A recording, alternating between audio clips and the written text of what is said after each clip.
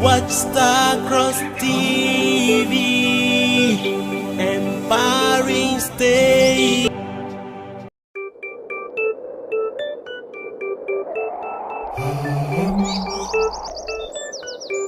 There is this one television that is so entertaining. It is so inspiring and so educative. Starcross TV, inspiring station. Watch Starcross TV, enlightening station. Watch Starcross TV, empowering station. God's own station, uniting the world.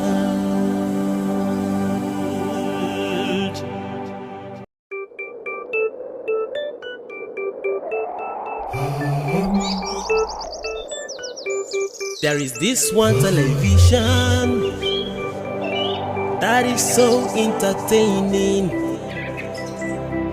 It is so inspiring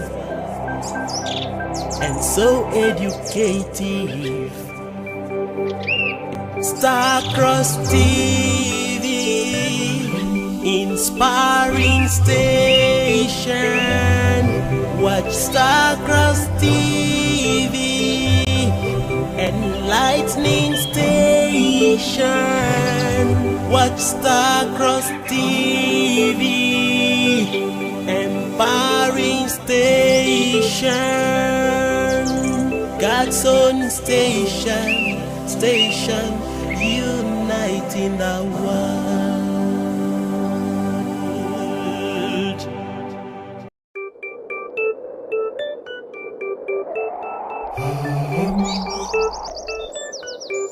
There is this one television that is so entertaining. It is so inspiring and so educative. Starcross TV, inspiring station. Watch Starcross TV, enlightening station. Watch Starcross TV, empowering station. God's own station, uniting the world.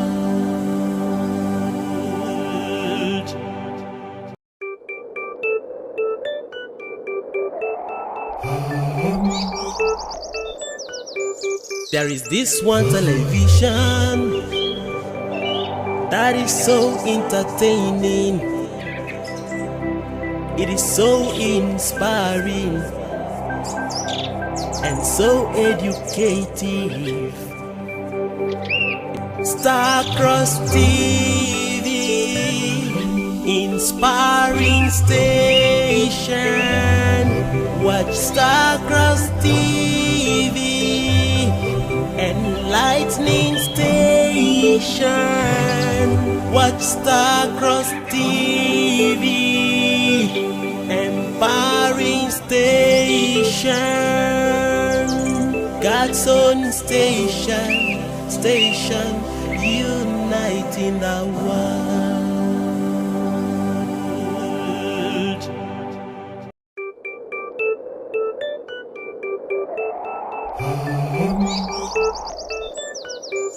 There is this one television. Hi there, good morning to you. You're welcome to Morning Star Breakfast Show, brought to you by Starcross Television. How are you doing? How was your night?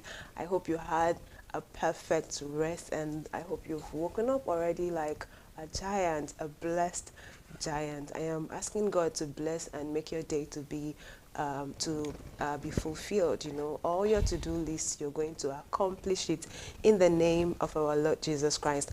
My name is Ruth Obuo, but you know what? I am not doing this alone. But before then, happy 27th May to all the children, the world, in Nigeria specifically.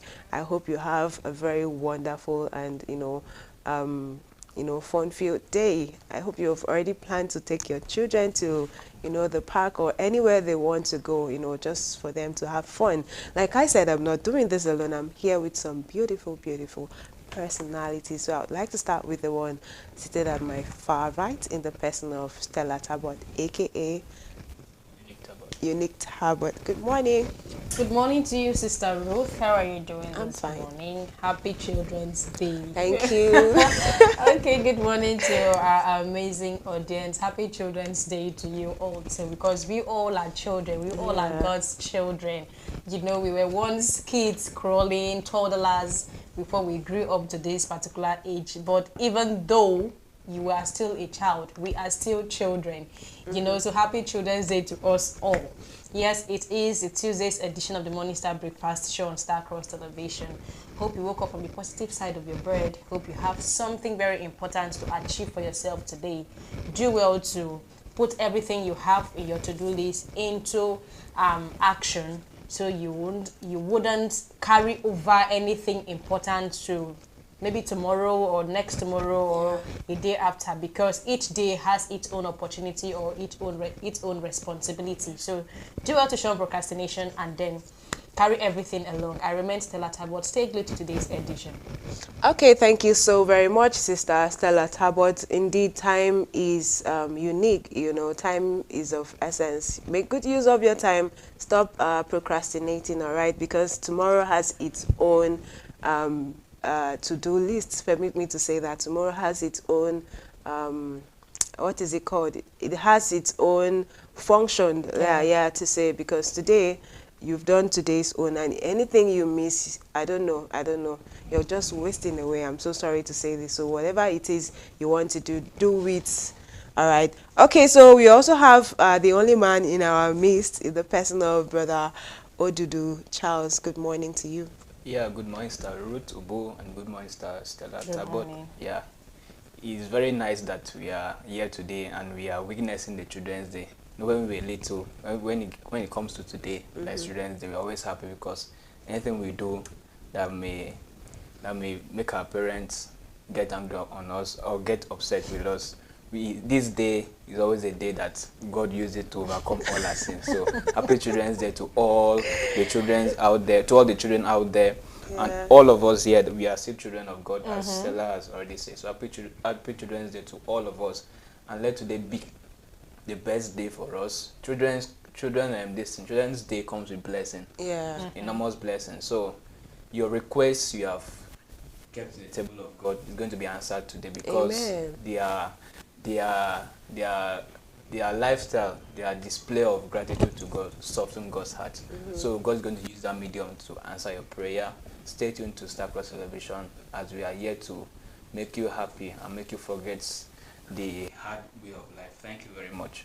All right, thank you so much, Brother Odudu. Indeed, today is all about the children. I mean, coming here this morning, I was already seeing some kids dressed in black and white. I feel like that's a choreography uniform. I don't know, because I know back in the days we would always dress in a particular kind of way, as directed by our uncles or our aunties in school. This is how you're going to dress. This is what we are going to do. Maybe you've already done drama or something, that you're going to be performing, or I don't know, but I was already seeing kids and they looked so excited. They know today is their day. So imagine you, punishing your child today. I'm not sure that child would ever forgive you. So like Brother Odudu said, today is the day God uses to forgive the sins of all the children, because their mothers, their fathers, they are going to take them out and make them feel like indeed today is their day. So do you have a child,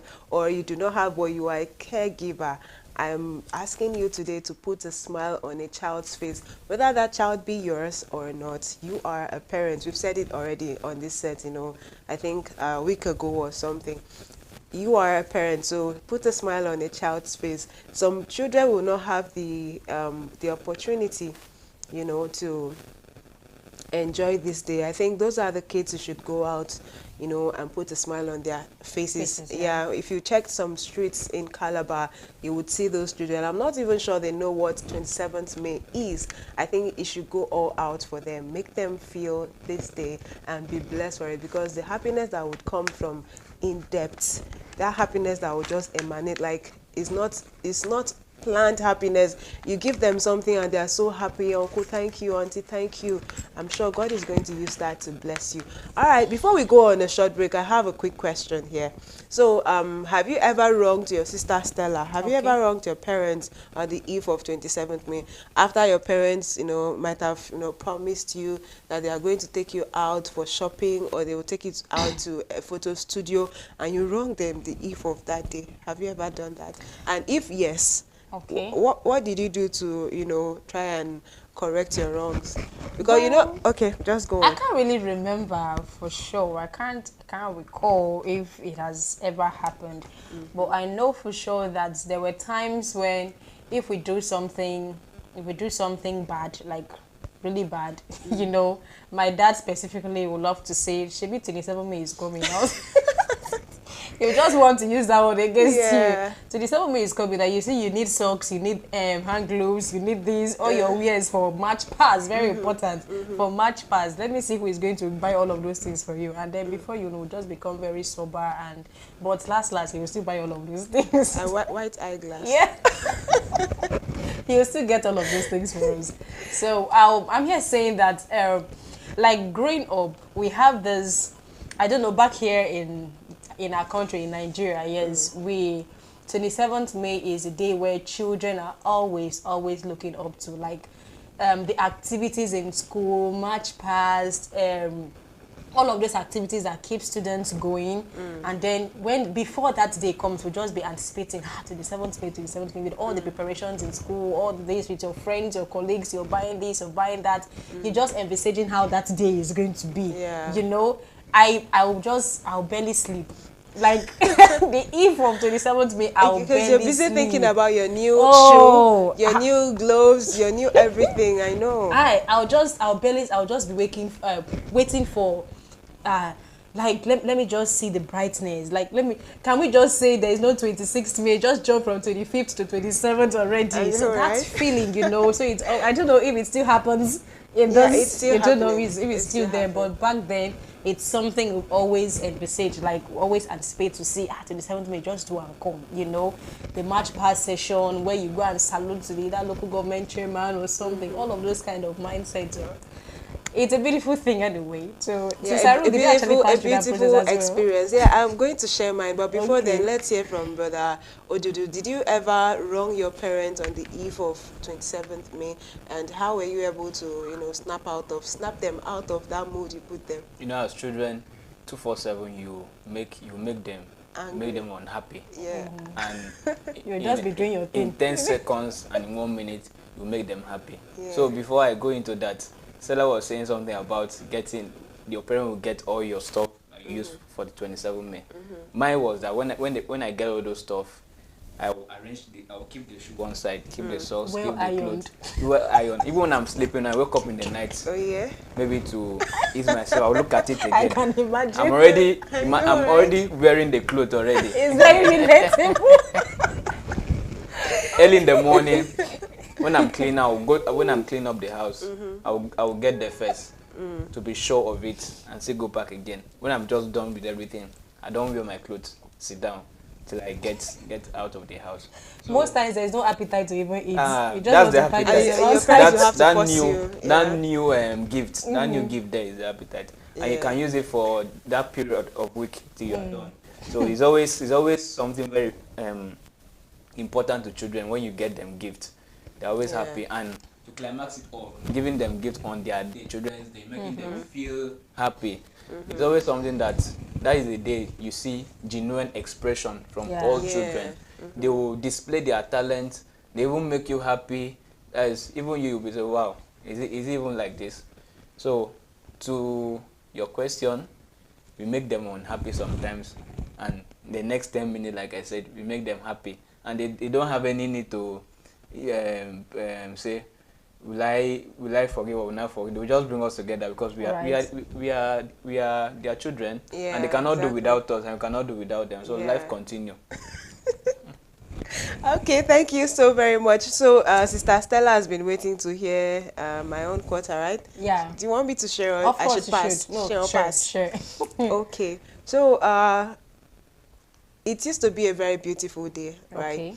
Yeah, right from before, like a week or 2 weeks before that time, we are already practicing in school, and so you already know this is where you are marching.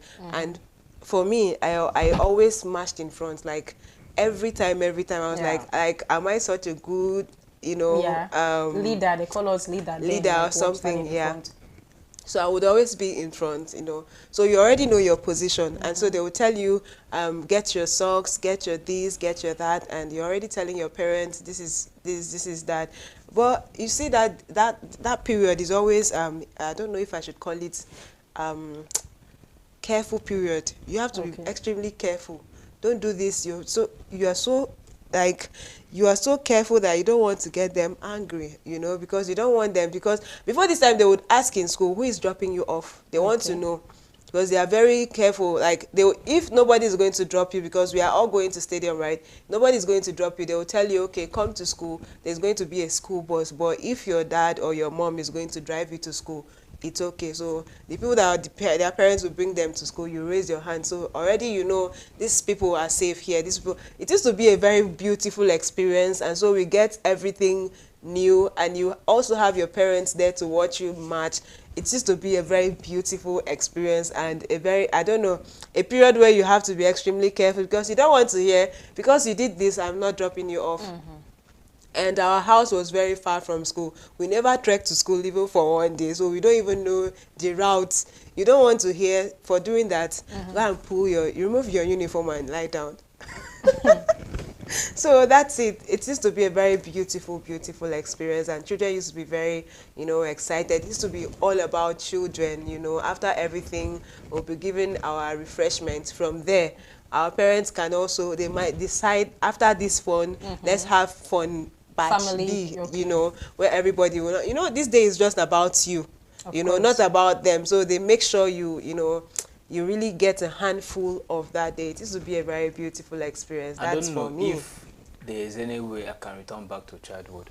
Oh, add on to this come, right? It's something unique. You don't have it. What are you thinking of? Only what you think of your studies. Everybody thinks on your behalf. Yeah. Only what you think is your study and how to eat. Even your studies, you have little or no attention to it. Very sweet. It's very, very sweet. Even I can go back.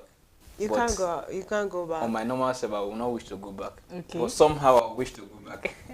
Anyways, I feel and believe that we all are children at heart. Of course. We are just adults in our physique, but our hearts, it depends on how you take things. Some people take life so seriously, but also some people, they are like, there's nothing in this life. Anyways, let us not go there. So with that being said, we'll be going on a short break. Before we go on that short break, we have a very beautiful topic to discuss. So we would like it to be, we'd like you to engage in this, topic of discussion. When we come back on the short break, I'm going to, spill the beans. Please stay with us. We'll be right back.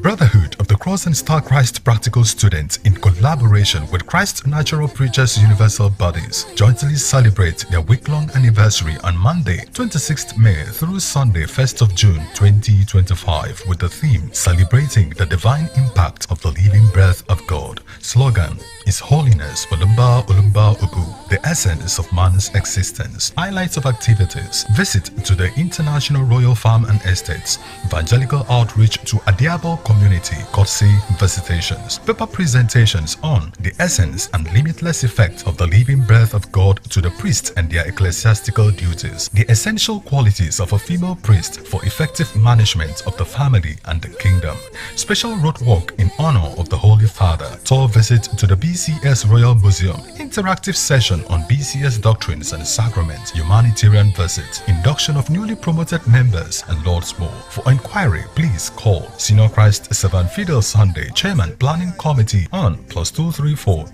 803 365 6517, or Christ Natural Preacher Ekwemerong Ita Edem, Secretary Planning Committee, on +234 810 055 6972.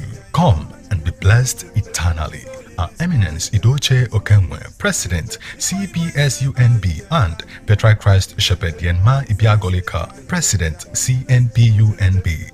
Announcer, thank you, Father.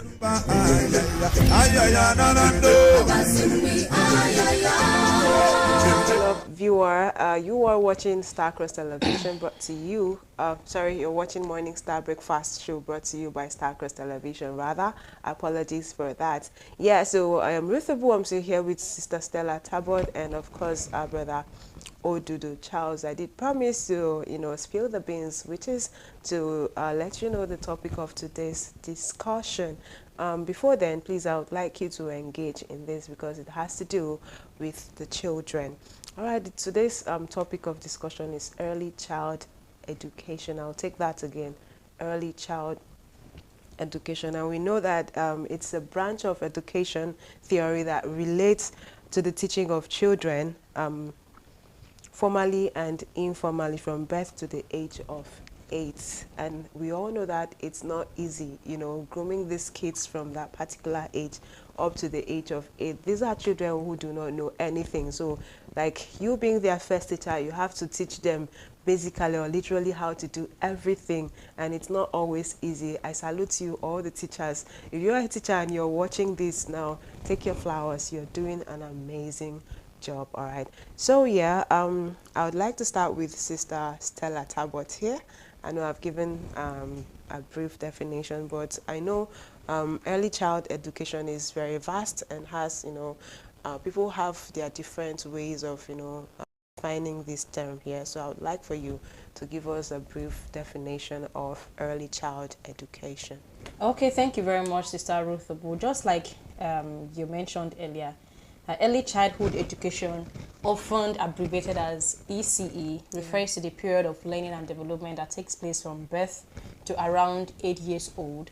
And then during this critical phase, young children develop foundational skills, knowledge, and attitudes that lay the foundation or groundwork for future success.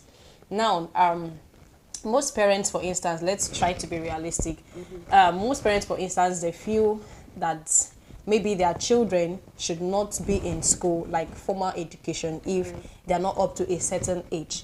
Now, what early child education is making us understand is that a child can actually be educated even before you get to that certain age that you as a parent really like. You either do not want your child to be in crèche until the child gets to, let's say, 5, most times, okay, between 4 or 5 years. That's when most parents want their children to start attending nursery school or whatever, primary school as the case may be. Well, as a person, I'm so sorry to cut you short. Okay. I feel like it's late. It's quite late, because this child is going to, like, if you want to calculate the years the child is supposed to spend in the nursery section to the primary section, the child is, like, you've wasted so much time already in crèche. I feel like crèche should be from age 1 to 2 max. 1 to 2, then from 2 the child can start, because Okay. by that time the child has, you know, gotten used to school environment, Yeah. gotten used to staying without his or her mom, and gotten used to another person tutoring him or her. You Okay, get? yeah, that's beautiful. That's the same thing I was saying, that this early child education is, it kind of lays like a groundwork for future success. Now, if the child is able to be admitted into crèche from that 1-2 years, as the case may be, you've given that child the ample opportunity to learn things out of his or her own environment where he or she grew up from, like should I say the parents, the people he or she is actually aware of or comfortable with. Her parents, his or her parents, her maybe uncles, cousins, as the case may be. It will now shift their should I call it, it will now shift their mindset towards knowing other things, knowing other people, so that when actually Getting they are used to able, other yes, people, yeah. when they are able now to be admitted into nursery or primary school, as the case may be, they will now know that, okay, I was taught to so and so thing while I was in crèche. That foundational knowledge will be there. There will be no much stress in stressing and emphasizing and re-emphasizing on a particular thing over and over again. That child would have the underground knowledge, the background knowledge about a particular thing. That foundational knowledge is the core, in fact, one of the core importance of early child education.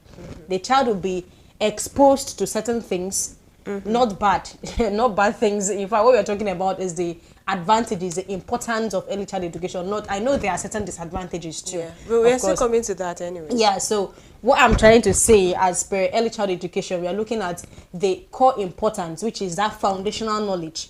If you're able to admit your child into a crèche, the child is going to be exposed to certain things, to certain knowledge, to certain practices, of which, when the time for nursery or primary school comes, that child is already exposed to these foundational knowledges, and then the teacher or the tutor in the nursery school session will have little or nothing to even stress about. So I feel that is the major essence of early child education, and I feel every parent should also key into it. It is not an archaic practice, or okay, they will say Gen Z practice, something they didn't.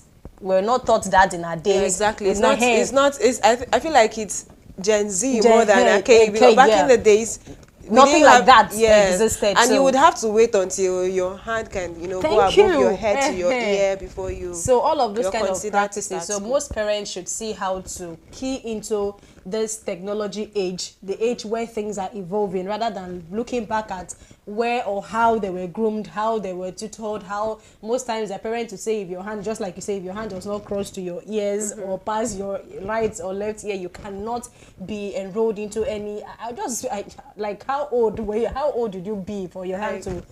I'm like- already having so much thought right now, because some people are not, you know, it like, how do I even put it that I will not offend people? You know, some kids, I don't know how to call them, you know, they grow and they don't really pass a certain age. So Okay. people like that would forever, like, they won't even attend school, if you know what I mean. They won't even attend school, like the movies, you know, some of the movies that really made our childhood. Okay. You know them, they are adults, but they were busy acting, you know, like kids because of, you know, their stature or something.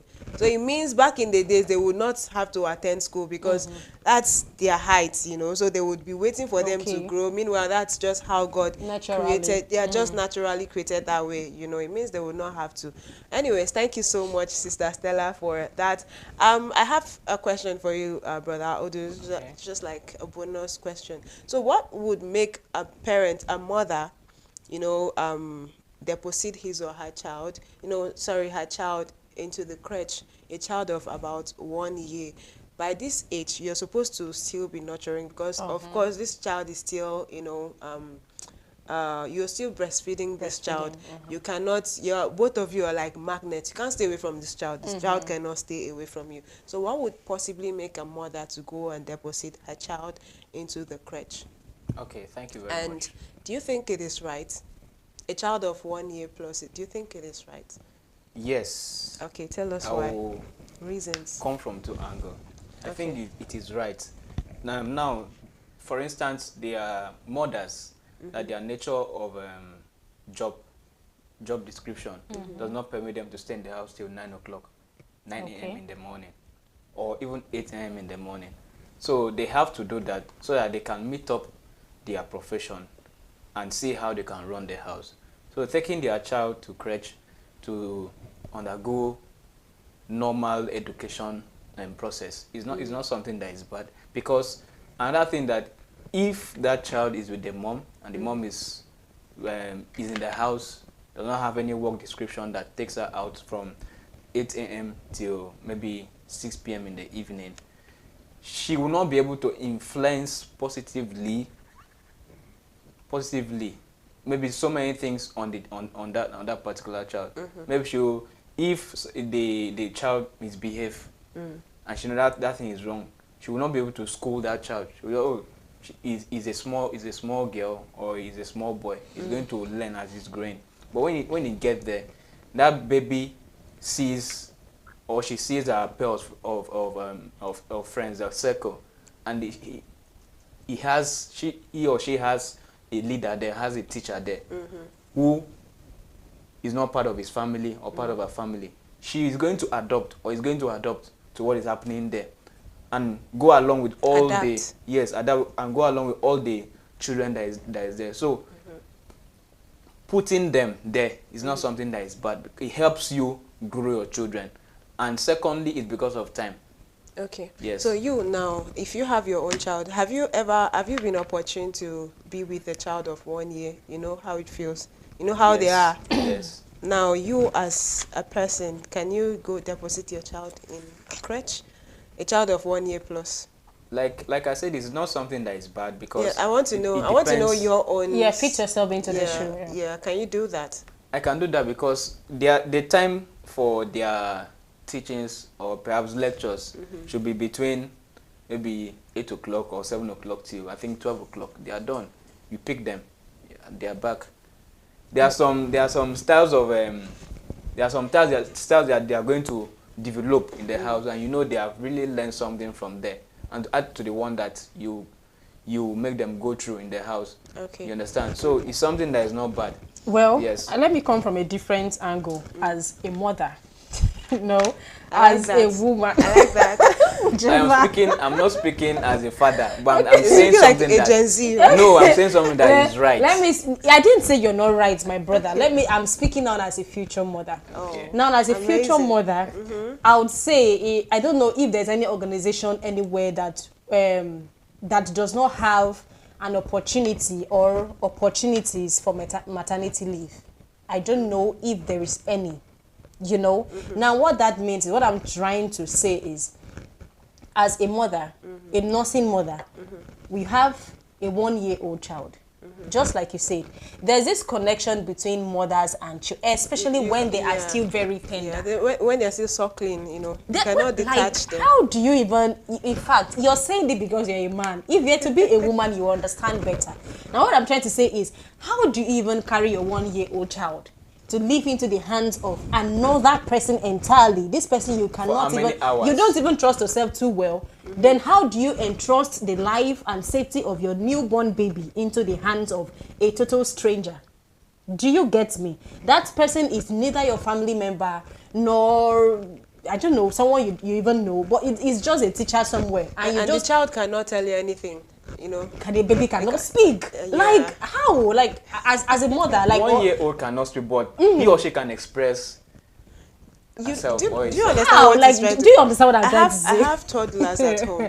Now, what I'm trying to say is that, you know, at their age, anything that happens, like, they are so down, like, sometimes I call them radio. You know, they are so going to download you. But at the age of 1, they cannot tell you. How do you even like, they would look at you, they want to tell you something, but they cannot tell you your something. emotions alone will just make you, when I say, sorry my dear, when I see children trying to, like, they are passing through pains, maybe most times they are sick, somewhere is hurting them in a part of their body, but they cannot communicate. Oh, this place is paining me. Oh, I feel so emotional for those children because they cannot express themselves. You know, good mother. And they cannot express that. So I just feel, oh, I Spiritual wish this mother. girl, I wish this baby can tell me what exactly is happening to him or her, what exactly is paining me and all of that. But they can't. Then how much more a 1-year-old? I'm not saying that enrolling your child in a crèche is bad. But at that tender age of 1-year-old, that the child is still very, very tender. Maybe some part of the child's body is not even as strong as you think. And you're leaving the child 1-year-old. in the custody of another person. You understand? Well, to me, I just feel mothers should be given the ample opportunity. Like, that's why there's maternity leave. They should be given the ample opportunity to, like, take care of their children. It is me myself that knows that, okay, this my child is okay for me to start taking the child out, and then I can just start coming back, maybe coming back to work and all of that. But leaving that child in the custody of another person, to me, I don't know. It's a no-no. It's a no-no. Okay, It's thank a no-no you. for me. Thank you so much. I feel like here in Nigeria, maternity leave only lasts for about, I think, 3 to 6 months. Okay. Yeah. Then in the Western world, you can be given 1 year because they understand what it means Okay. to be a mother. So you have to stay back, especially if your husband is also working. You have to. okay. They will give you that leave. But this is what we are lacking here. But God will help us. We'll get there soon. In the name of our Lord Jesus Christ. Amen. Oh, Yeah, wait, so- there's nothing I'm going. Anything you say, I'm going to adopt it, and I'll stand by it because I'm having to No, Teacher no. mothers here, No. so there's no problem. I know. No, you actually have your own viewpoint. I know that your viewpoints are totally No, you wrong. said something. it's I'm not bad. speaking as a man, Oh, and I okay. have a woman here and have a woman here. So what do you expect? There's no problem. Okay, so But I feel that I need you to feel all right. Let me tell you children- something. Let me say something. Okay. Sorry. I feel that children there, at the period of 1 year, that understand that you have made them understand little things of life that matters, developmental things that matters. If they are pressed, they cannot, maybe they will not be able to say it, but there's how they can express themselves. And you understand, even though you are not the mother or anybody that is there, you understand that this child is uncomfortable, and you go for the rescue of that child. Okay. So you keeping your child. are you aware that even some children at the age of 2 years, they're still on diaper? Odudu does not know this. Okay, Well, let's that proceed. child may be a special child. It's not a matter of. It's not a special child. You know, Okay, most I of think we them should stop. proceed. Yeah, they stop bedwetting at the age of 2 plus or 3 max. That's when they stop. That's why I you say know. there are some things that you will not be able to influence when you are with your child, because someone will say, I gave birth to that child, I will not be able to do this. But if you allow that child to leave the comfort of his or her home and stay with strange people, Yeah, they will be able to do without. there are something that is getting to his memory or her memory, and when he comes back the next day, he's still going for 1 month. What Anyways, happens if I those understand. things are actually negative, detrimental to both the mental health, Let me emotions answer of that that question. child? At that Odudu, level, let me answer sorry, that at that question. level, there's nothing that's going to be. Nobody can make anything negative to them. At that, what I are doubt they, that. What No, do they understand by I negative? don't doubt what he's saying, Okay. because Because before you even open a crèche, you should be qualified Yes. to be able to, like, you are that child's second mother, and if anything goes wrong, you should know that you will be arrested, because Okay. you opened a crèche for this, and then parents rather are coming to entrust their children's life into your hands, for a period of time. So yes, it's okay. The question I ask is, if you as a person can do that, I heard from you and I heard from our future mother, everyone, you are right and she is also right. Now, the reason for this crèche, let us land. We need to have a safe landing. Landing, yeah. Yeah, the reason for this crèche is just to enable mothers who are working, you're schooling or you're working, and you've already been given maternity leave, remember, so you cannot go back to tell them this is what you are doing, so you cannot come back. You can't come out, and maybe your place of work does not permit noise. Like, you are a banker, are you supposed to have a Your child, baby there. like a child born, you're pacifying a child one hand and you're attending to money and clients? No, you get. So in this kind of situation, that is where you see mothers go and enroll their kids in crèche. So it is not actually bad. We just wanted to have balance it up and have a safe landing. So if you're watching us, you are a mother and you're just wondering how you would do with your few months old baby because you are working, you are schooling, worry no more. You just have to look for a crèche you can trust. You know, you trust the people working there, and leave your child there. I am sure that child will learn a whole lot. All right, so that takes us to the next question. Thank you so much, my beloved team. You're welcome. Okay, so let's look at the importance in early child education. And so I would like to start with you, Sister Stella. Okay, importance of ECE. Yeah. I would say, just like we said, it has to do with one of the major importance is the foundation, like foundational knowledge. It gives that child the basic knowledge to things, like to life, what he or she cannot learn, what the father or the mother of that child cannot teach that child. If he or she is exposed to crèche, to be able to meet with other families, like other children from another different background, they are able to expose themselves to most of those things. Like, now let's say in a crèche, for instance, let's incorporate technology into this picture we are trying to paint, or this scenario we're trying to paint. Now, let's say in a particular crèche, they teach things like, what should I use? Should I say AI or something that regards technology, or in regards of technology? Now, this child's parents might not, because of their work, because of their busy schedule, might not be able to teach this child all of these things he should know or she should know.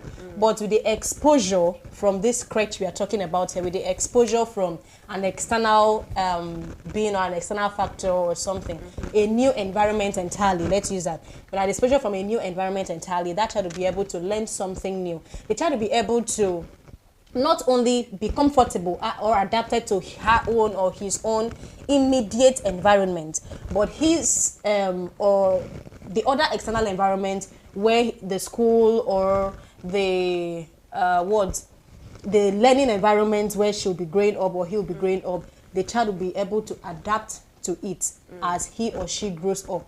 So there will be this competition. It also gives room for enough competition for the child to say, okay, in my house we do this, but here we don't do that. The child will be able to, let's say, try to balance the equation or to choose which one is better than this. Okay, there are times when your child will tell you, Mommy, my teacher said we should not do this. I don't even find yourself in that situation. Severally. I have seen where children will say, you're wrong. Thank you. I've seen where children will say, Mommy, this thing you're telling me, my teacher did not say it that way. It means you're wrong. My teacher did not say it that way. That means you as a mother, you should start checking yourself. Or you should start prognosing into what the teacher teaches the children. Because it could be that what the teacher is also teaching could be also wrong. You know, no. Or it doesn't mean. Let me say something. Okay. It doesn't mean the mother or the parent is wrong or the teacher is wrong. You know, as somebody who is, you know, like you are grounded with so much knowledge. Okay. And this is a child who is just, you know, coming up. okay. Sometimes they approach a particular thing from a different angle, and so this child does not actually understand, and so the child will now tell you you are wrong. And when you look at the child, you will just laugh because you know. It's actually the same thing. It's the same thing, but you just approach that situation from a different angle. The child's teacher would understand, but the child, being that this child, they are still, you know, how do I put it? Like they are still in a particular space, you know, so their brain is not that, you know, they have not really expanded their, you know, like, should I say, thinking faculty that much. Okay. So they would tell you you are wrong because they don't know. Okay, so we are almost saying the same thing anyway, but it has to, whether or not the teacher is wrong or the child or the mother is wrong or the child does not really understand so many things. Like if we're talking about ECE, I could come from a different direction, you could come from a different direction, but we're still saying the same thing. So it also depends on how the child understands what you said and what I also said. So all of those factors put together are most of the major importance of early child education. Okay, thank you so much. I'd like to add to, let me just say one or two under this importance. I think it helps the child to socialize, because when you have your child, you know, imagine you're staying in a place where that child has nobody to play with. you are the only adult, the parent is the only adult there, so they do not know what it feels like to, you know, see or play with other children, except when you take them to church.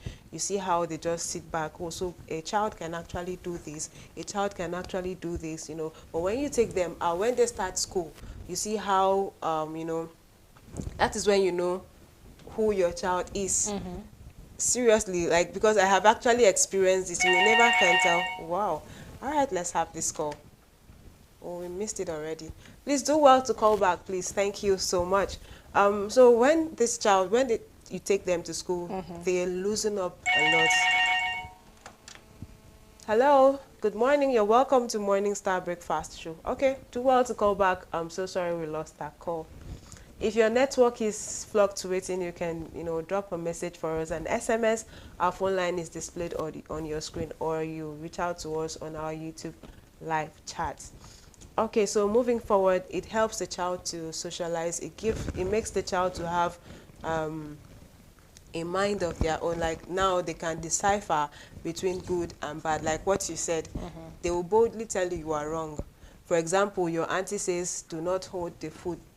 It happens a lot. Do not hold the food. Drop the food on the table. They will tell you table manners.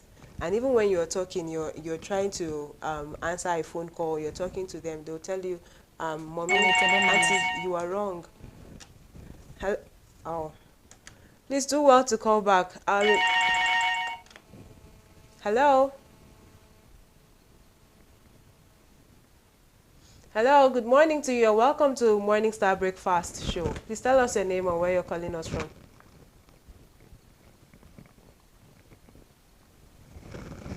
I think we lost that call. Please do well to send an SMS. Either send it via our live chat, or, you know, our phone number is displayed on your screen. Send an SMS rather. Own quota, all right? But, you know, this is like, you know, you are doing, you're doing yours, and the aunties are a great speaker, a great dancer, you know, all those things. That is only when you get to know. Thank you so very much, Sister Stella. So over to you, Brother Odudu. So I would like for you to tell us the qualities and effectiveness of ECE. Okay. Before I get to that, I will say, for the importance, it fosters learning through love. Because learning through love. Yes, right. yes. Amazing. Yes, because when you have a child, or when you get to the stage in life, you have children, you are going to pamper them. Odudu, please, let's take this call. Go on. I think we lost that call. Please do well. If you keep calling and it's the same, please do well to drop an SMS. You know, send an SMS, or reach out to us via our YouTube live chat. It's still the same thing. I'm going to read it out. So one of the essential importance of early child education is fostering learning through love. When you have children and you reach out to them, you make them learn through love. You make them understand the matters of life. You are calm and you explain everything to them. That is another medium of them learning very fast, because when you are calm, make it very simple for them to learn, and they will be very free to ask you questions, funny questions and important questions at that level, at that stage of life they are. So it makes them understand that you are very free, and people are free. They will not be timid or scared anytime you are around, or anytime they are around people. Go on. So for the impact, like you qualities asked, and effectiveness. yes, the quality and effectiveness, it attracts the children. Yes, they make them outstandable in the society. That is the quality of enrolling them into education, the early stage. Yes. You outstand them professionally in anything they are doing, in the society, in the church, even in the house. Because what they are doing it advancedly, because they have inculcated something that is rare, and God has used you as a medium to pass through that, to give it to them. So that is one of the quality. Okay, thank you so very much for that. Over to you, Sister Stella. You want to tell us the challenges of early child education?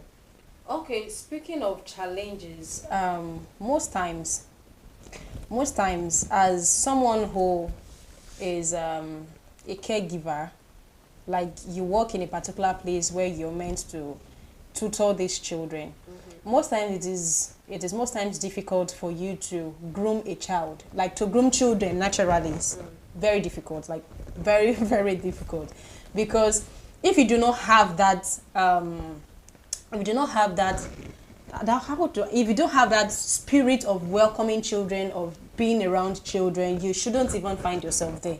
You shouldn't even apply to work in such an organization, because you know how children are naturally. You tell them, do not sit here, and that's where they want to sit.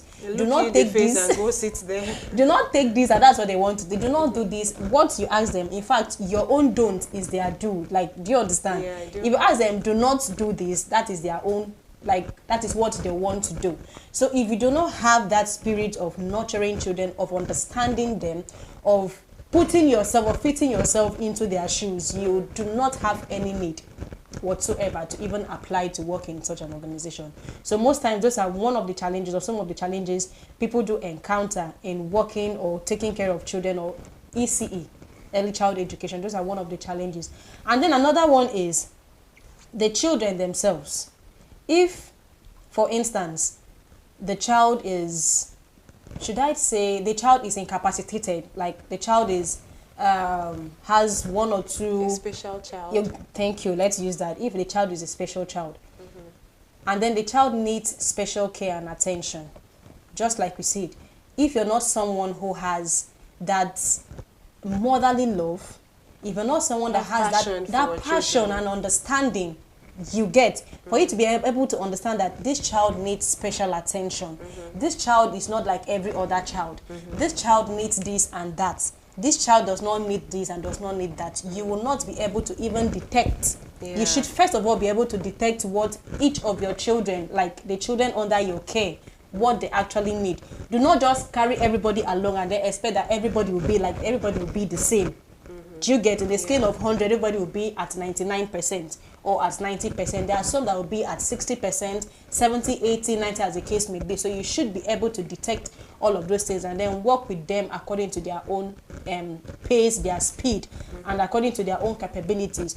Do not say, don't just try comparing. Can't you see what child A is doing or child C? You should be like child A. You should be like, there are methods at which you can use in tutoring or teaching children. And then even if that child was the dullest child in school, let's remember the case of Benjamin Carson. He was the dullest child in his school. He was the dullest. When I say dullest, he was very very dull, that whenever a question is thrown at him, his classmates will always be mocking at him. That word he cannot understand. He cannot give you the exact answer to that question. Yes, he will always want to, he will never get that question right. Do you get? But at some point, he was able to he became the best neurosurgeon in the world. He became the best surgeon in the world. So how was that possible? That was because his mother, first of all, was able to detect his lapses, educational lapses, and then his own teacher too was also able to detect that, okay, if other children can achieve this, then you, Carson, you can also achieve it. And then he had to go extra miles to push Carson to an extent. Then the very first time Carson was able to answer a particular question, I think that question was about types of rocks or something, and he was able to give the exact name of that rock. It was very amazing. Everybody was astonished. Carson could actually answer this question. That was when everybody knew that it was not that bad for Carson, because he was totally written off. Everybody had written him off. He cannot come first, he cannot come second, he's always last. He cannot give any correct answer to any particular question in the class. So when that particular question was asked, nobody could answer. When he raised his hands up to answer that question, everybody was laughing. You cannot answer. But when he gave that correct, and even his own teacher was shocked. So that was how his glory, let me use the word glory, that was how his glory now came to light. So what I'm trying to say in essence is, do not categorize all your children, all your kids in the class to be of the same capacity. You should be able to detect who can do what, who can fit into this and who can fit, and then you see how to also dance to their own tune, and then before you know, you even give yourself some applause to say, okay, I was able to change this child from being a dull student to at least being an average student or being a smart student, as the case may be. So there are other challenges as well. There are other challenges. It could also be from the wing of the parents. If the parent is not comfortable sending their child to, just like what we are arguing here, me, I'm saying, nah, my child cannot go to a crèche, and then he's saying, yes, it's very important. We are just trying to weigh the advantages and the disadvantages, and then we balance up. Not that it is totally difficult or it's totally wrong for you to send your child to a crèche, but also be careful of the kind of crèche you send your child to, because most persons out there, they are not just doing that work for their passion. They're just after what they get as their pay. Whatever, whether they teach the children correctly, whether they maltreat the children or not, it does not matter. As long as at the end of the day they get their pay, or at the end of the month they get their pay, that is just what they are after. So you should also be able to know those little signs you get from your, when you send your child out. When they come back, they start exhibiting some kind of character, like there's some kind of trait. You should also be able, as a mother, to pin your eyes down and then know what that your child does when he or she leaves the house. So all of those challenges also poses up at some time. Okay, thank you so much. You're speaking from the angle of a mother. I would like for Brother Odudu, to also speak from the angle of a future father. Yes. Well, before then, I would like to add to what Sister Stella said here. Yeah, I would like you also to know, as a mother, that some children are slow and some are very fast. Now, being slow doesn't mean that child is brainless or something. The child doesn't know anything. I mean, some children, like the one that is even slower, I think tends to understand very well, you know. The only thing there is they need more time. You know, they don't act in the same space the other one acts. But if you really want to look at it, because I have seen some children, you know, I've taken care of some children, and how you know their performance in school, you see there is a book they call, what's the name of this book? I don't know, but that is where they narrate everything about your child daily. Okay. You know, if you don't have to, you don't get to speak to the teacher. The child, all the books are with the child, so the teacher, so they write everything. Is your child a bully? Is written there. Does your child answer question? You know, does your child need extra care or extra anything? For a child from age of 2 or something, maybe you didn't put enough diaper, things like that. I've forgotten the name of that particular book. So they get everything there. So you get to know this is what your child does in school and this is not what your child doesn't do this, you know. So now I want to tell you something. Like I said, not all children are very, fast. All you need to do is understand your own child, you know. You may not really know this child until you go and, enroll this child in school. So once you've done that, you'll be able to know this is how your own child operates. And like Bro Dudu said, you have to do it with love, not comparison. I feel like, in fact, comparing a child means, I'm so sorry to say this, is a failure already. As a parent, I would like to say that, because how you do not compare a child. That child is unique in his or her own way. That is how God, it means, it's like, I feel like you are questioning God. God created that child in that way, and in no time you're going to see why this child is the way he or she is. So I like to say that every child is important, every child is intelligent, in their own respective way. So never you look down on your child, or write a child off. Why are you doing this? Have you not seen Sister A or Brother A? If they could do this, how many heads do you have? Yeah, it's okay to push a child a little bit, but do not push that child too much. Otherwise, I don't know, you may not like the outcome. Push them a little bit, if they are coming fifth. Some parents can be very manipulative, but you say that in a good way, that the child will get the message and step up his or her reading game, so to match up with the person that took first in the class. So Brother Odudu, we do not really have much time again for this segment, so I would like for you to let us know the challenges from the angle of, I don't know, it to be dad. Okay, for what Stella have said and what you have just said, likely I want to say that the act of comparison has really traumatize so many children. Yes, it's not only when you bully children physically, like you beat them, that it means you have bullied them. There's emotional bully, that the child you are comparing your own daughter or son to is going to make your child down emotionally. And even when he sees that child in school, only what runs in his memory and mind every time is what you have told him or her. And anytime he sees that child, he sees that child as someone who is competing with, and he's not going to be happy with that child, one, and he's not going to be happy with himself. Just of recent, this JAM examination they just finished, a child did not do well. Did not do well. At that point, the mom or the dad, the parent, what they had to do is to bring that child together. They come together, they take the child, they make him or her feel that he's coming from a home. That even though he cannot do well at this particular time, that he's going to do well tomorrow. There are choice of what you make.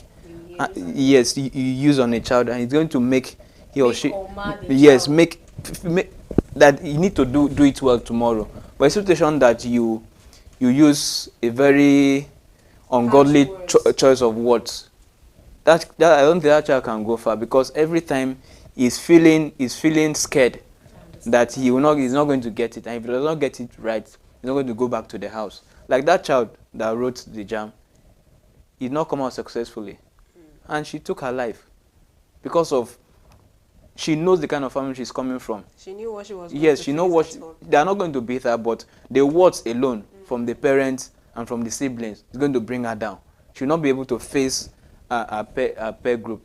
So comparing your child or making them feel timid and scared around you is something that is uncalled for, and parents must take that out to make those children. It's not every children that you say that must go well in mathematics.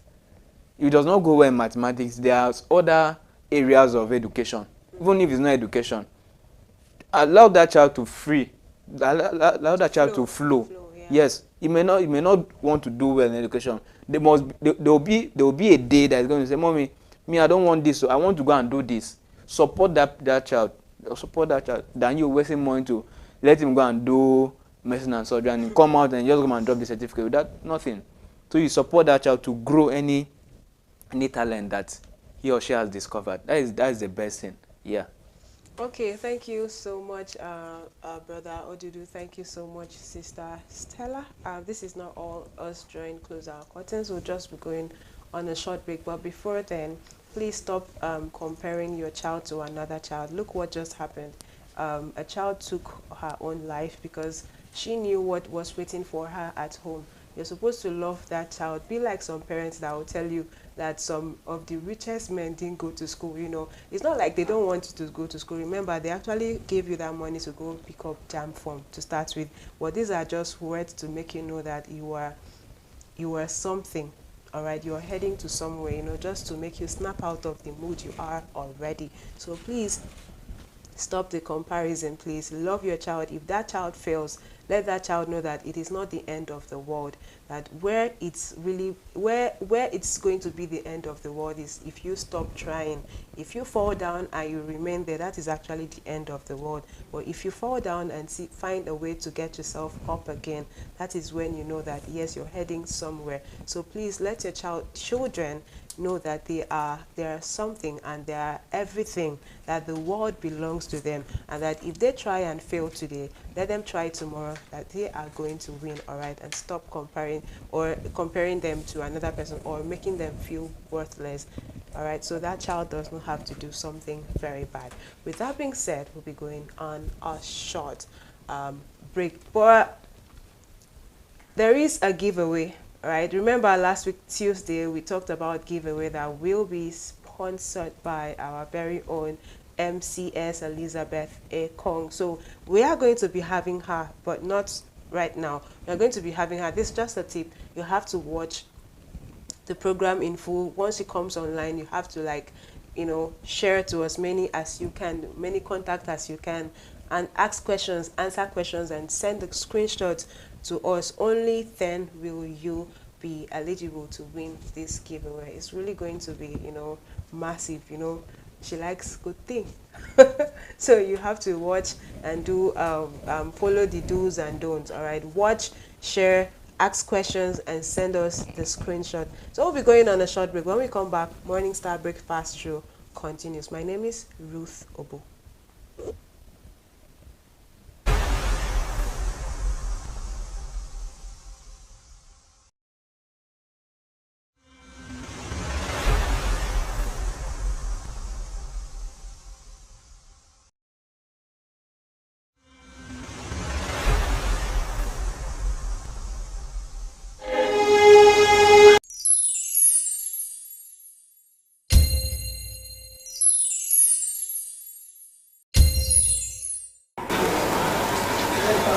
I must confess, I can't cope living like this.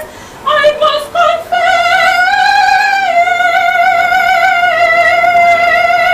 I am a lying, thieving wife of a husband mine who clearly loves me.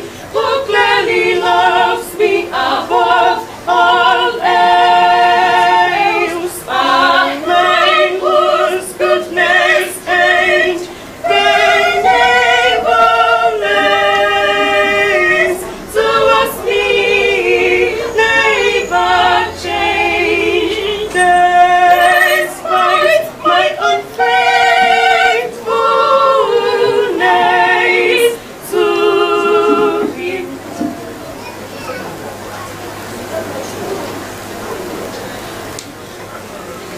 I must confess, I can't cope living without. I must confess my conscience. I am alone, I am lost. This hours my mind, he clearly loves me. Yes, he loves me like no one else. A man whose goodness and benevolence towards me never changed. Despite my unfaithfulness to him. Despite my unfaithfulness to him. What manner of a man he is my Christ, my faithful Messiah, my faithful husband and my father, my faithful teacher and my hero, the one who conquered tribulations for my soul. Just as in the temple he went through 7 scourgings to secure the everlasting of Christhood. You preserved the crown of Christhood. For my sake you took the risk and just be a woeful sinner to the anthem of an elect house in many mansions of your Father's kingdom. Just as you promised, oh Christ, this mass, Mary Magdalene can testify, can testify your faithfulness and yours forevermore. You promised to send a comforter, now I can behold his face. You promised to come with a new name, that new name is Olunga. You preserved the crown of Christhood, for my sake you took the risk, and just me a woeful sinner to be the anthem of an elect house in many mansions of your Father's kingdom. Just as you promised, oh Christ, this mass, Mary Magdalene can testify, can testify your faithfulness and just forevermore. You promised to reign with our kingdom, that kingdom is brotherhood. You promised to wipe away my tears, now I have been reassured.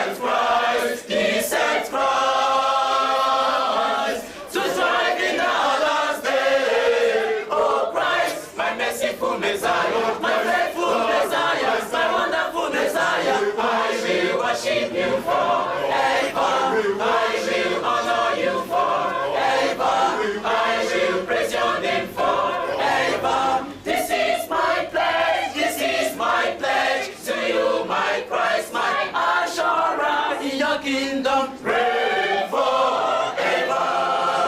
To thrive in the last day. Oh Christ, my merciful Messiah, my faithful Messiah, my wonderful Messiah. I shall worship you forever. I shall honor you forever. I shall praise your name forever. This is my pledge. This is my pledge to you, my Christ, my assurance in your kingdom. Reign forever. Reign forever. Reign forever. My protectors. Reign forever. My defenders. Reign forever. Plus my lovers. Reign forever.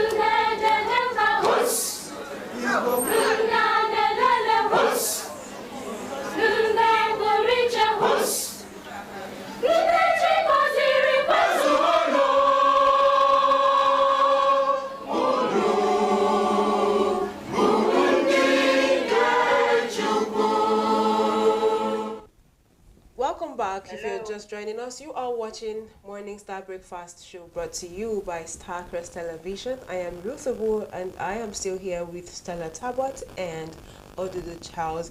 And we have joining us via Zoom MCS Elizabeth Ekong. Good morning, ma'am.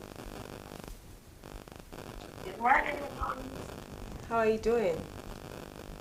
I'm fine, thank you. And you? I am fine too.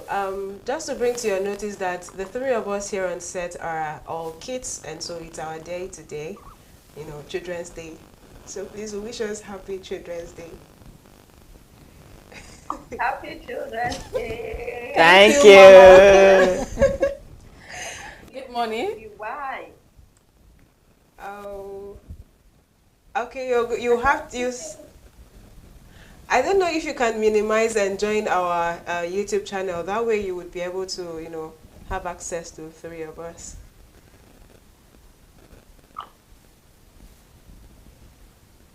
Because it's like something to blind audience. Sorry about that. Okay, so while you are still doing that, if you're just joining us, you're watching More to You by Starcrest Television. And earlier today, we talked about early child education. Yes, we talked about the importance and benefits. We talked about program quality and effectiveness. We talked about the challenges also, of ECE, that's early child education. And right about now we have Sister Elizabeth, MCS Elizabeth Ekong, joining us via Zoom. She's here currently, so we do not know what she has for us today. Remember, there is a giveaway. All right, so all you need to do is watch the program, like listen attentively, ask question, and share to as many contacts as you have. Also send us a screenshot of what you have done. Only then would you be eligible to win this giveaway. So good luck to you. Do what you can to get what you want. Yeah. So over to you, MCS Elizabeth Ekong. Please, what do you have for us today, ma'am? Good morning. Morning, ma'am. Morning, ma'am. Happy Children's Day once again. Thank you, ma'am. Thank you very much, For those ma'am. of us that are not children, what do we say to ourselves? Happy Adults Day. Yeah. Do you say happy adults? No, I feel like we are all kids because We are all God's children. God's children. So we have today is our day. Happy Children's Day to us. Okay. We're all God's children. Yeah. I see. All right. So today, we're going to be talking about attitude. So, Okay. yes, attitude, attitude, attitude. Attitude, I always say, is like your inner compass to life's journey. I remember when we were working in the bank back then, and then I had a colleague who was very good, who was excellent, very intelligent. Anything you ask him to do, he does it excellently. He excelled in different departments, in credit, in marketing, in operations. But the only problem was that anytime they send him to a department, he will not last in that department. There was always one issue or the other. And then they'll ask for him to be transferred. So what was the problem with this young guy? Was he intelligent? Yes. Was he always on time? Was he good at his job? Yes, he was good at his job. But the only problem with him was that he had a terrible attitude. He was rude. He was cocky. Because of the fact that he felt he knew everything, he was always putting others down, always proud. So at the end of the day, people who were not even as intelligent as he was, people who were not even as smart or as connected as he was, got higher positions. At the end of the day, he had to resign from banking. And that was just because of his attitude. And the problem was that he even failed to realize that it wasn't the people he was working with, it was just his attitude to work and with people. So that brings us to our topic today, that attitude actually matters. Do you agree with me? Yes, ma'am. Okay, so why does attitude matter? Why does attitude matter? Attitude, they say, is like a flat tire. If you have a flat tire, you go nowhere. You will not move an inch until you change that flat tire and put a new one. So now, if you have a bad attitude, you already have a flat tire. You're not going to grow. You're not going to go anywhere. You can't even bully your way into a lot of things, a lot of places because of your attitude, irrespective of how intelligent or how smart or how indispensable you feel that you are. So with the right attitude in life, you can go very, very far. And then with the wrong attitude, irrespective of all your talent and all your connections, you will not go far in life because you will not be able to work with your people. You will not be able to have an arranged, you will not be able to have a prosperous interaction with others.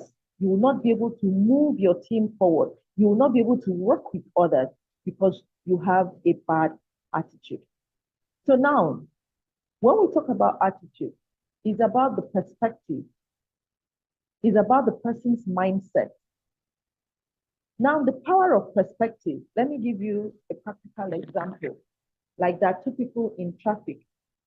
Both of you are stuck in traffic. One person will be very angry. Others will just enjoy. Maybe they can listen to music, they can listen to gospel, they can listen to something while they're waiting in traffic. They can even listen to motivational talks or podcasts. But there are other people who will be so angry, who will be so livid because they're stuck in traffic. You can see that these two people have different perspectives to the same problem. One is very angry, but one just says, well, there's nothing we can actually do right now. Let me listen to something. Let me make use of my time. Are you with me? Yes, ma'am. Yeah. Yeah. So you find out that you cannot control everything around you. So if you have a positive attitude to life, if you have a positive attitude to the things that come surround you, you will be able to navigate the waters of life in a better way. You will be able to get along with those that you work with. You will be able to get along with your family members. So attitude versus circumstance, what does that mean? Let me share an example with you. For instance, someone is, hello? We can hear We you, can ma'am. hear you, ma. Can you hear me? Yes, ma. We can hear you.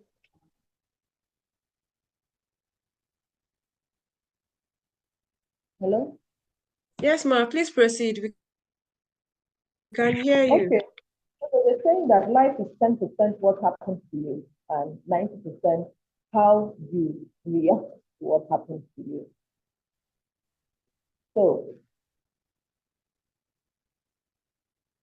we can have two people who are exposed to the same circumstance. How you react to that circumstance is 90% your problem. How you react to that circumstance will differentiate you from another person, and the outcome that will actually eventually come out of that reaction. I don't know why the audio is so bad. We can hear you, ma. Yes, ma'am. Ma, please proceed. We can hear you.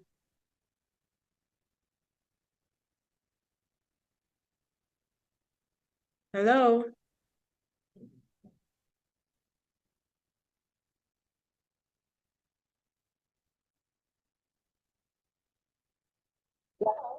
Yeah, We can hear you. now. Please proceed. Okay. Okay, What ma. was the last thing you heard?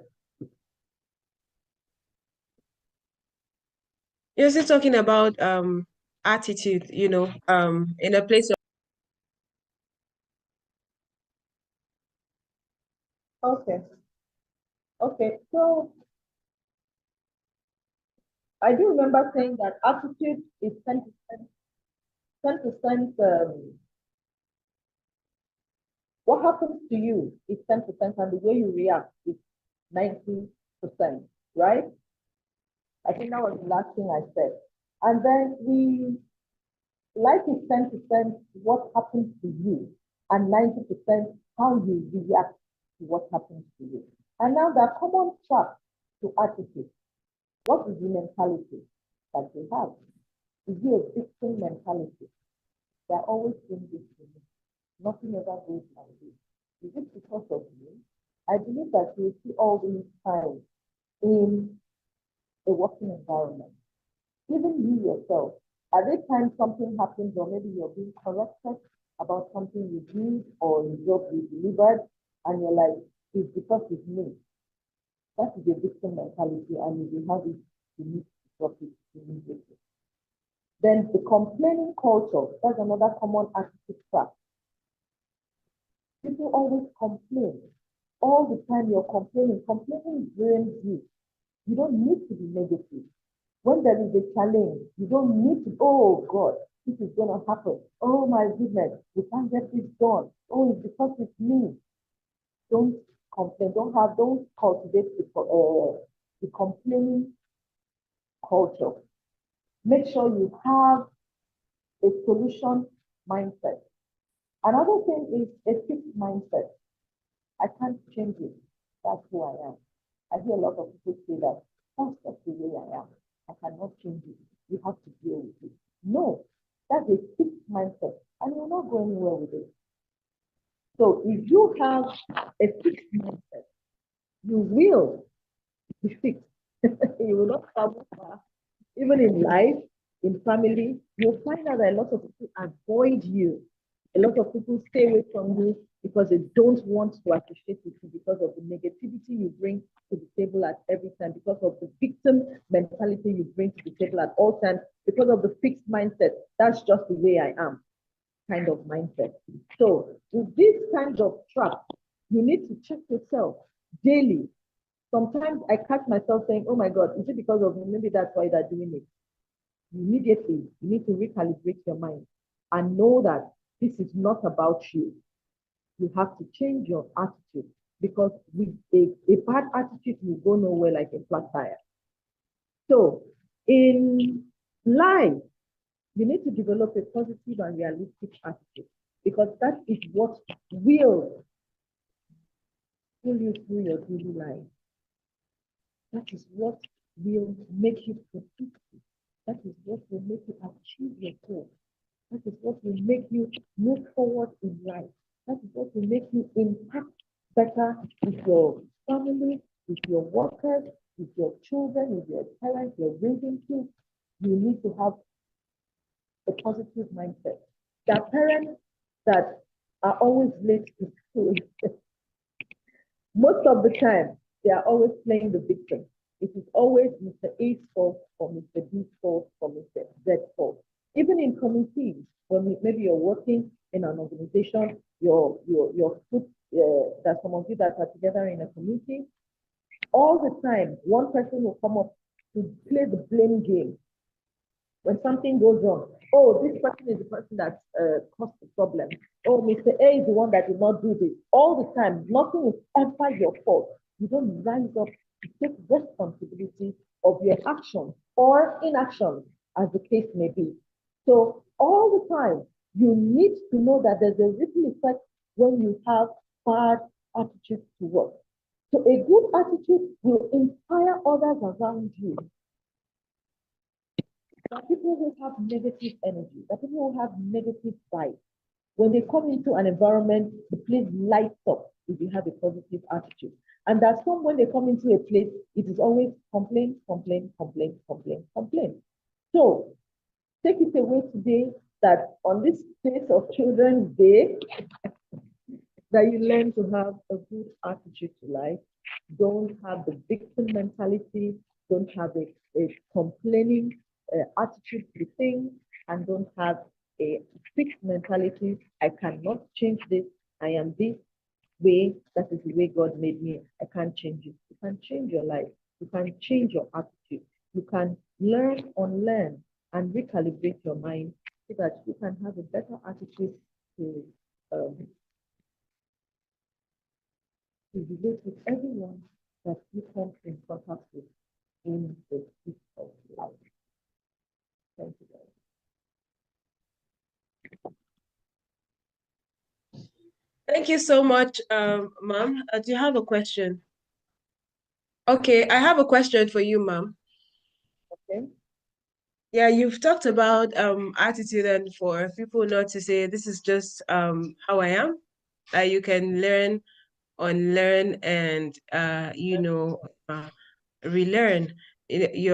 So I like to ask, people are just naturally made like this is just It's how just they are. how they are. Like from what you said, that's just how they were created. So how then do you want them to, because they have been like that all the days of their lives.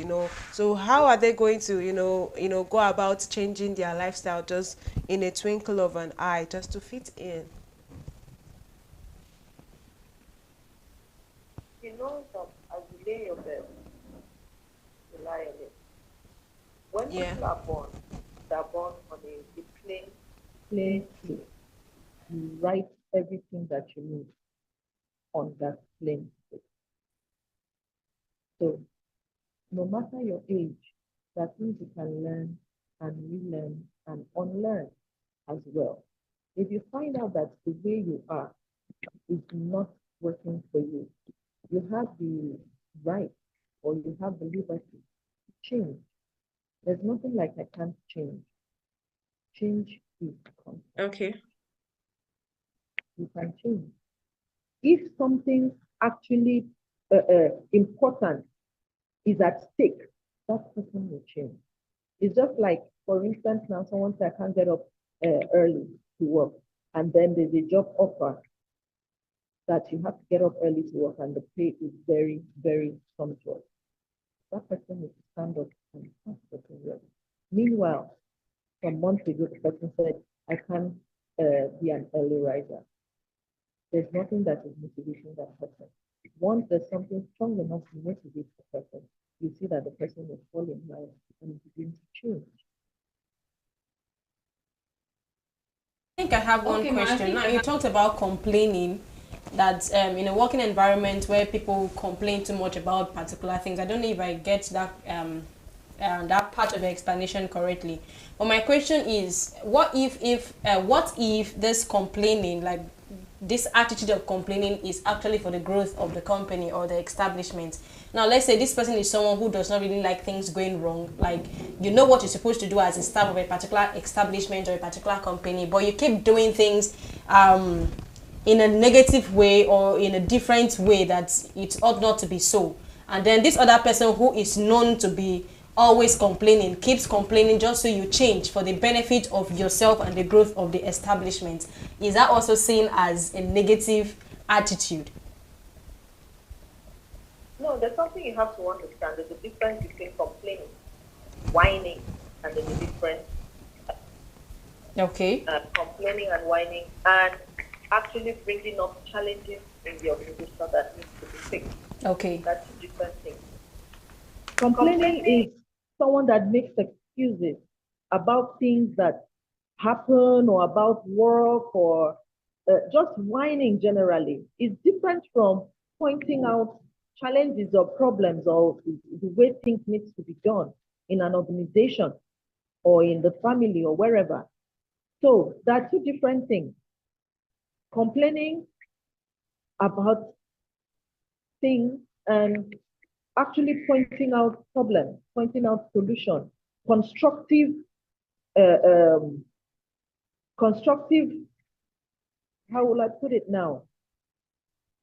For instance, in your organization, you want someone to, maybe your colleague never does anything the right way or the way the company wants things to be done, and at the time the company wants the things to be done.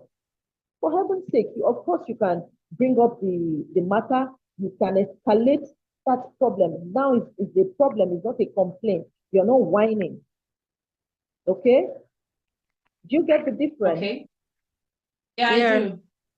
Yeah, there's a difference between complaint. Complaining is when someone just says, oh, I can't do this because of this. Oh, who kept this here? Oh, this person did this and I can't do my work. They like to play the blame game.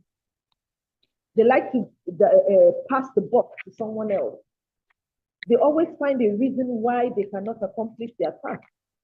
They always find a reason why they did not do the right thing at the right time. So complaining is very different from bringing up problems or escalating problems for it to be solved in an organization. Okay. Thank you so much, man, for teaching us this today. We have learned, and also we will be having another segment. So because of that, we are going to be rounding up with this. So if you are on Facebook and you have been able to meet up with the I don't know the strategies, to winning this giveaway, please do well to screenshot it and send to our handle on Facebook. And if you are here on YouTube, do same. The result will be announced. All right. Thank you so much for engaging in this mouth-watering giveaway. We do not know what it is yet, but we know what our MCS Elizabeth Ekong can do. Yeah. So we're going on a short break. Before then, thank you so very much, ma'am, for the topic attitude. Thank you so much. God bless you.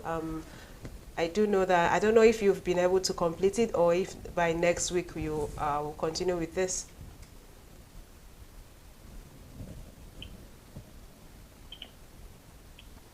Hello? Hello, I'm here. Okay, thank you so much, ma'am. Thank you so much, ma'am. I think once we get the screenshot of the do's and don'ts of this giveaway, we are going to forward them to you. Meanwhile, we'll be going on a short break. When we come back, Morning Star Breakfast Show continues. Please stay with us.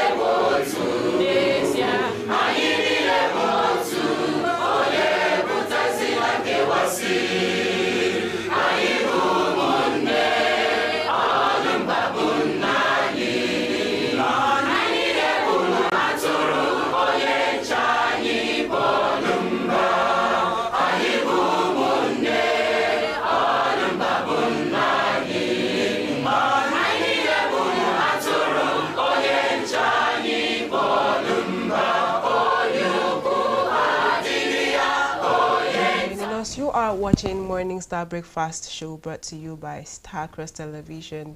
Thank you so much to Sister Elizabeth Ekong, whom we just had, previously, and she talked about attitude. And this is what, most of the sectors experience. Of course, these people were not raised by one parent, and so, yeah, you would experience, attitude problems. So thank you so very much, MCS Elizabeth Ekong.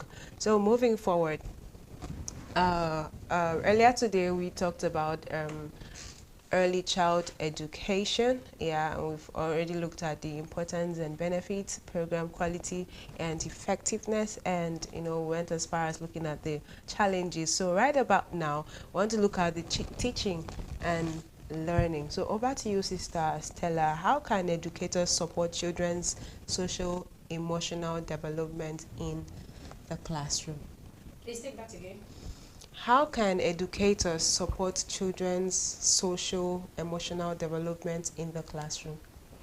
How can educators support children's social emotional development in the classroom? Yeah. Okay, I would say, first of all, you should be able to know the background of this child. Okay. As a tutor, you should be able to know the background of, even if you cannot know the background of all the children in your custody or in your care, at least to a greater extent, you should be able to know where this child comes from, the kind of things this child is open to when she goes back home, like the kind of environment he or she grew up from.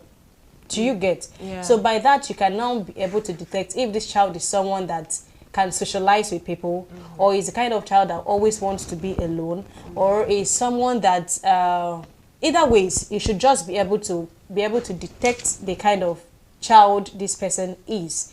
If he or she grew up, just like you mentioned earlier, that there are children who grew up from, grew up in an environment where they are just the only kids in that environment. The only adults there are just their parents, or just their parents and them alone. They don't have that opportunity to socialize with other kids or other children.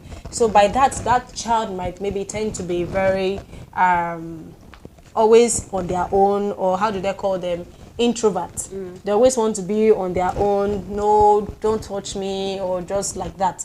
So if you're able to detect the kind of environment this child is coming from, and you're sure that this child is comfortable being that person he or she is, or is he just doing that, or is she just doing that because he or she does not have the opportunity or the privilege to mingle with other kids, or to socialize with other kids, as the case may be. So what then happens in that situation? So as a tutor, as a teacher, you should be able to handpick, even not for all the students or all the children in your care, at least you should be able to know 90% of the background of your children. And then for parents as well, you should also give your children the enablement. You should give them this leverage to be free. Do not overbundle your children. They have to do what you want them to do.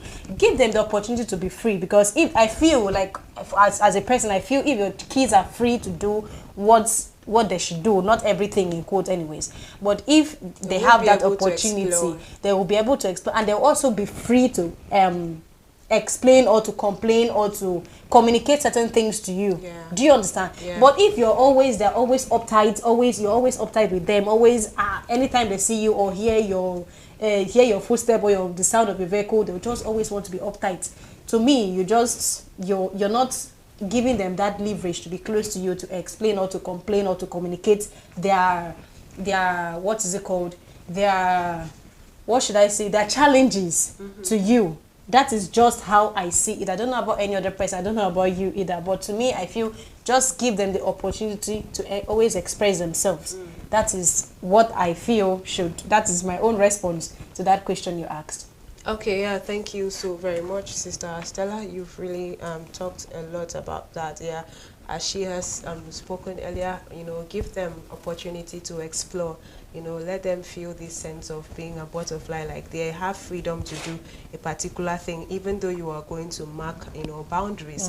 At least let them explore. Only then would you be able to know, to tell what your child is good at doing. But if you are always the type that, you know, your presence is intimidating and this child cannot, you know, express themselves before you, I think a lot will be hidden before you. That is the case where, that's a place where you will see a child confiding in another person. It's very dangerous. Once that starts to happen to you, know that you're already failing. I am so sorry to say this, but this is just the bitter truth. If your child is afraid to come and tell you what the problem is, you're already failing as a parent. Apologies for that. So moving forward, we'll be you know, quickly looking at Today in History, which will be anchored by Brother Odudu Charles. Yeah, thank you very much for that. Today in History is very, we thank God immensely that today is the Children's Day. On Nigeria, we are celebrating all children in the world, their role they have played in families. So on Today in History, every 27 May of every year is a day in Nigeria that is significant to the national observance aimed at promoting child welfare and enlightening the rights and needs of children. Introduced in 1964, the day is marked with parades, the day is marked with cultural display, performance, and public discussion on issues and education health. And the child protection, it is both a celebration and a call to action for stakeholders to prioritize the well-being of Nigerian youth population, which comprises of 40% of the nation democratic. We now look down to the founding of Peter Hobbs, May 27, 1703. On May 27, 1703, tis how Peter, the great laid foundation stone of St. Peter Hobbs, a strategic and symbolic act that marked the beginning of Russian transformation into European power, built on martial land reclaimed from Swedish control during the Great Northern War, 17 to 1721. The city was designed to be Russia's window to the West, a both architectural and political project that shifted the Russian capital closer to Europe, both physically and ideologically. St. Peter Hobbs would go on to play a critical role in Russian history, from the serving as the imperial capital for over 2 centuries to becoming the epicenter of the 1917 Russian Revolution, which dropped to the regime.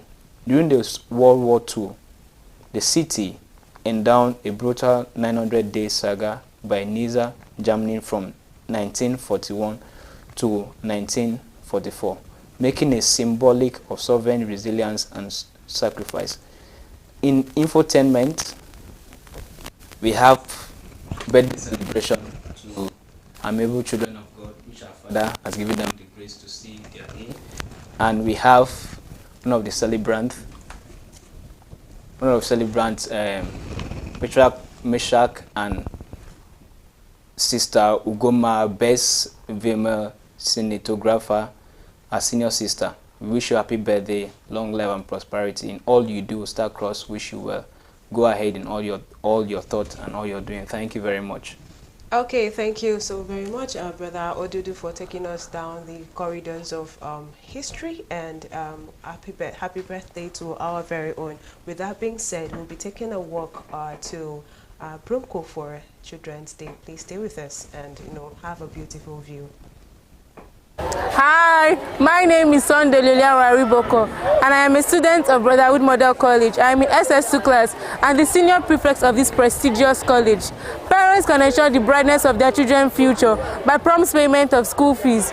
It is one thing to send a child to school, and it's another thing to make sure a child stays in class. With the prompt payment of school fees, children can also further their studies. Another thing is instilling good home training in children. With instilling good home training in children, their future can be bright. Thank you.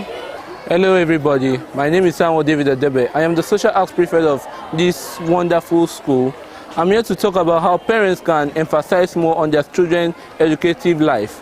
First of all, they should provide all the basic needs for the children that they will always need to grow more, like the textbooks, the reading materials, which students can use to make life easier, and also use in researching their assignments so that they can always be top class. Secondly, checking of children notes anytime they come back from school. There are some children that go to school and don't like copying their notes. So if you check your child note and give him a punishment for incomplete note, it will make sure that the child always come up every day with complete note and will never leave his note incomplete. This will be what will make the students very determined in going forward. Hello viewers, I am Queen Okon Peter. I am a SS2A class and the prefect of special duties of this magnificent college. Moving to the question, parents can ensure the brightness of their children's future through role modeling. That is, living a life that is worth of example. Secondly, parents can also ensure the brightness of their children through parental supervision. That is a good parental supervision by monitoring the doings of their children. And lastly, they can also inculcate the right values such as discipline, contentment, integrity, etc. on their children. Thank you. Good day, viewers. My name is Prize Bankano. I'm a student of Brotherhood Model College. I'm in JSS1. By encouraging me and by conducting a conducive learning environment. My name is Victor Eme. I am in primary 4. My parents can help in paying my school fees regularly and supporting my basic needs. My name is Fereko Guntete. I'm a student of Brotherhood Model College and I'm in SS1 class. Parents and the society can also help the children or the students in having a bright future by giving them social amenities, giving them good advice. Hello, my name is Okon Daniel Okokon and I am a staff of Brotherhood International Nursery and Primary School. We all know this saying that children are the leaders of tomorrow, but actually there is a rephrase in that line. Children are the leaders of today and tomorrow. We, their teachers and their tutors, we have to make an inclusive learning for these children in order for them to adapt to the growing changes of today's economy. Hi everyone, my name is teacher Victoria De Emmanuel. I am a teacher in Brotherhood Model College. I teach government. The role of a parent in bringing up a child, and giving them educational background. Of course, that bringing up a child does not just end in giving birth and then leaving them at home. They have a responsibility. You as a parent, you also have a responsibility. And one of those important responsibilities is giving them the morals from home and the one they acquire in school. So parents have a responsibility of investing in the education.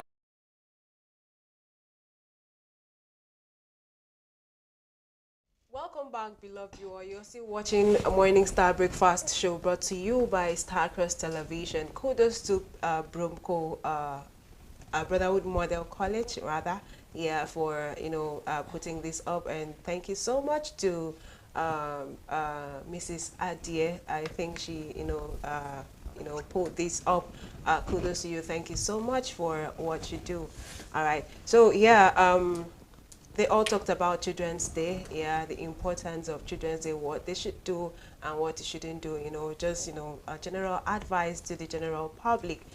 So we are just going to round it up because we are having limited time. By 10 on the dot, we should be able to take a bow and to leave the set. So I would like for you, Sister Stella Tabor, to, just give us a word of advice. Give the children and their parents a word of advice. Okay, let me give her some words of advice, including myself.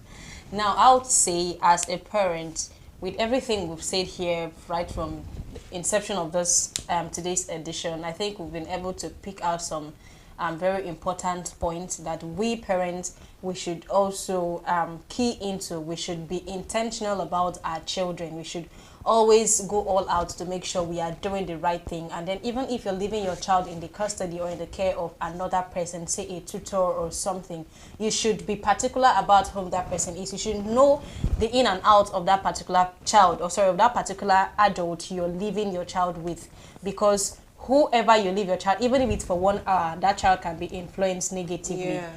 So just be intentional about the person, and then you as a parent too, you should be able to bring up good advice, good character. Very important. Your character should also be able to portray you should also be able to portray good character, so that when this child sees you, you should be able to learn something very good, something good from you as a parent as well. So do not say she is just a child, he is just a child, he will not know anything, or he does not know anything. Children are very, very assimilative. They easily get something, like something very, they easily grasp things, you know. So always be in a very positive light or positive side, so that you can be able to caution that child when he or she goes wrong, and not you're doing something bad, and when the child wants to emulate your footsteps because that is what he or she sees you doing, you want to say, I did not teach you that. You should also be able to be a good role model to your children. All right, thank you so much, Sister Stella Tabot. Over to you, Brother Odudu. Yeah, in summary, what I will have to say, or what I want to say, is don't compare your children or your child to another. Good. Because all children are special. They have their talents. Just find a way to realize that hidden talent in them, and see how it's going to build up your family and promote your name, your family name. Don't look down on your children. Don't look down on your child. Promote them, let them know that they are special, and anything they do, if they cannot get it today, probably tomorrow they can get it. Perhaps you don't know the destiny or talent of that child. Thank you very much. Okay, thank you so much, Brother Odudu. Charles, then I also have this to say. Rather than being in between fire and ice, that has to do with how you love your child and how you discipline the child. That's how I define them. I think it should be it should be more into the ice than the fire. It should only be when necessary, and not you soaking yourself in the fire just a little bit, just to show the child is how it is. All right, that way that child will be able to be very comfortable with you, to the extent of sharing what goes on behind your back. All right, once you are able to do this, it means you are 100% a mother and your child's best friend, which therefore means that child would never have a confidence aside from you as mother or the parent of that child. Also, thank you so very much for that. So also about the giveaway, we deeply regret to announce that we didn't have any winner. All right, the winner was supposed to go home with 5,000 Naira cash or a spa session with MCS Elizabeth Ekong at Maharian. So come next Tuesday, do well to do the needful. That is, you have to listen, comment, ask questions, and then share to as many contacts as you have. All this should be screenshotted and sent to our handle. Only then will you be able to win this juicy prize. So with that being said, I think it is time for us to take a bow and to leave the set. So till we come your way next time, remain blessed. Tomorrow is Mixed Tunes Wednesday, so get your songs ready, and on Thursday we'll be having a prayer line divine moment with the Holy Father. It's been a wonderful time out here with you. I remain Ruth Abu, and I have been here with Brother Odudu Charles and Sister Stella Tabot. Till we come your way next time, remain blessed. Bye. Bye.